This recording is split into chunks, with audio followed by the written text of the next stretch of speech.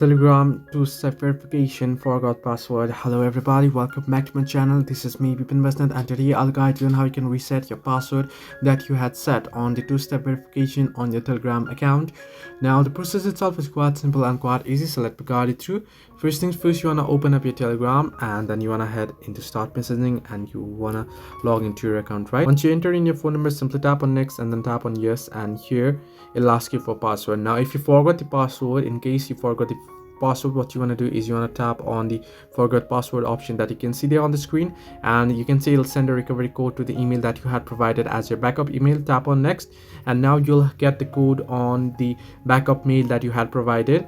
Now in my case, I had set a backup mail, so I'll just open up my Gmail here and you can see I've got the recovery code here, 421703. You want to enter the code here, and once you do so, you'll be able to set a new password. If you want, you can skip it and you can simply go ahead and open up your account. So this way you can fix Telegram two-step verification forgot password. Hope this helped you. Do like and subscribe, and do not forget to leave a comment down below if you have any further issues.